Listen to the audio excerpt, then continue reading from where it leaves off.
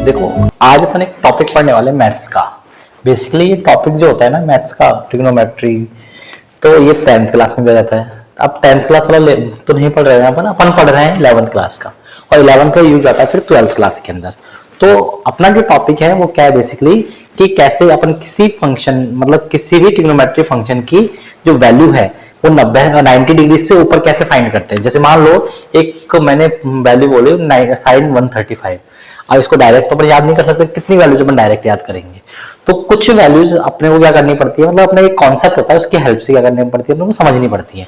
तो मेरा एक कॉन्सेप्ट है कि कैसे अपन फाइंड करते हैं, तो इसका थोड़ा कॉन्सेप्ट समझने की कोशिश करना।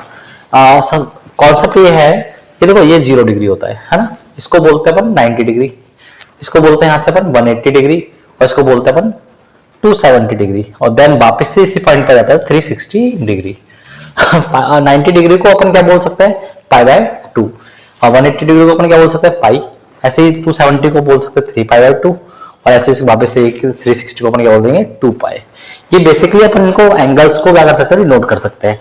इसके बाद समझना ए का मतलब क्या होता है। देखो कुछ ट्रिक है, आफ्टर स्कूल टू, जनरली आजकल बच्चे कोचिंग जाते हैं, आफ्टर स्कूल टू कोचिंग। मैं इसको यहाँ पे लिख सकता हूँ आफ्टर स्कूल टू कोचिंग। अब बेसिकली समझना है इसका मीनिंग क्या है। एक ए का मीनिंग क्या है, ऑल पॉजिटिव। ऑल पॉजिटिव मतलब all trigonometry ratio positive. S का मतलब क्या है, एस का मतलब साइन, और साइन का रिवर्स क्या होता है पता होगा तुमको, कोसेक। क्या होता है वो, पॉजिटिव होता है, बाकी सारे क्या होते हैं, नेगेटिव होते हैं। और इसके बाद tan, टी का मतलब क्या होता है, tan, और tan का रिवर्स क्या होता है, कॉट। ये क्या रहेंगे बताओ, पॉजिटिव, बाकी सारे क्या रहते हैं, नेगेटिव। ऐसे ही मैं बोलूं कॉस, और कॉस का पॉजिटिव क्या होता है, सेक, ये क्या होता है पॉजिटिव, और ये बाकी कैसे नेगेटिव। इसको अपन फर्स्ट क्वाड्रेंट बोलते हैं, इसको अपन सेकंड क्वाड्रेंट बोलते हैं, इसको अपन थर्ड क्वाड्रेंट बोलते हैं, और इसको अपन फोर्थ क्वाड्रेंट बोलते हैं। समझने की कोशिश करना, इनके बेसिस पे ही अपन क्या निकाल सकते हैं, वैल्यूज निकाल सकते हैं, ट्रिग्नोमेट्री रेशियोज की वैल्यूज निकाल सकते हैं, कि कैसे अपन मतलब ट्रिग्नोमेट्री फंक्शंस की वैल्यू निकाल सकते हैं जिनके एंगल 90 डिग्री से बड़े होते हैं। इसका कुछ आगे का कॉन्सेप्ट ये कहता है कि अगर देखो क्या होता है कि दो चीज होती है, एक तो होता है 90 के ऑड मल्टीपल्स, 90 के ऑड मल्टीपल्स, और एक होता है 90 के इवन मल्टीपल्स। कैसे होते हैं क्वेश्चन से समझेंगे अपन।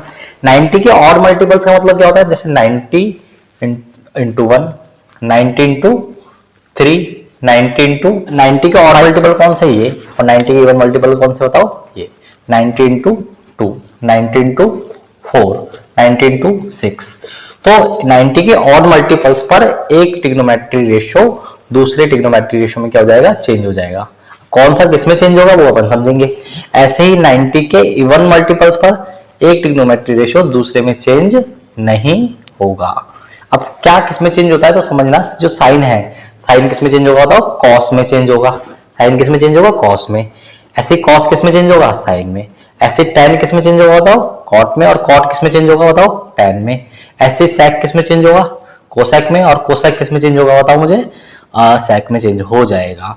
ऐसे अपन क्या करते हैं, कॉन्सेप्ट को समझने की कोशिश करते हैं।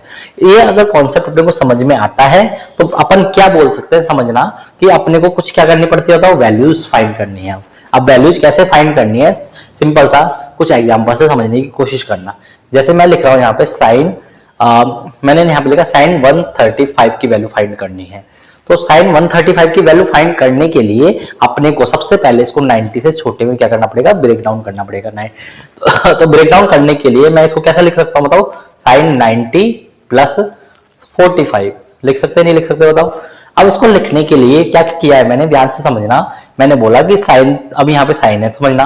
अब यहाँ पर क्या देखना, 90 को देखना है अपने को। 90 जो होता है वो 90 का इवन मल्टीपल होता है या ऑड मल्टीपल होता है, तो ये 90 का ऑड मल्टीपल है। ऑड मल्टीपल पर एक ट्रिग्नोमेट्री रेशियो दूसरे ट्रिग्नोमेट्री रेशियो में क्या हो जाएगा, चेंज हो जाएगा। तो साइन किस में चेंज हो जाएगा बताओ, कॉस में चेंज हो जाएगा। साइन किस में चेंज हो जाएगा, कॉस में, और एंगल जो है वो एज इट इज रहेगा।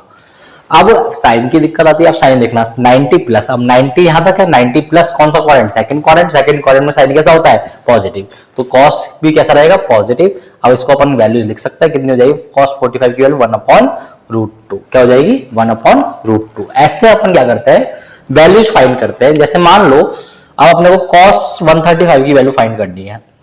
अब cos 135 की वैल्यू फाइंड करनी है तो क्या करना पड़ेगा, अपने को ब्रेक डाउन करना पड़ेगा। कैसे, cos 90 प्लस 45।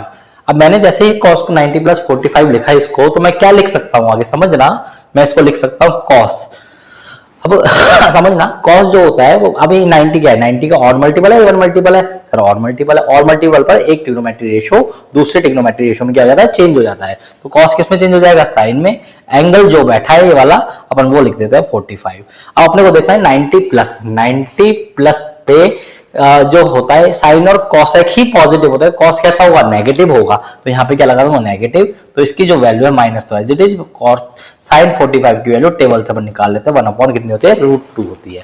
ऐसे अपन एक कॉन्सेप्ट के थ्रू चीजों को क्या कर सकते हैं, समझ सकते हैं।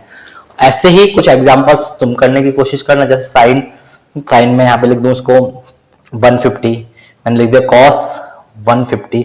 ऐसे ही अगर इस लेक्चर को अपन आगे बढ़ाए तो अपन इस तरह से वैल्यूज क्या कर सकते हैं, फाइंड कर सकते हैं। अपन और आगे निकालना सीखेंगे वो नेक्स्ट लेक्चर में।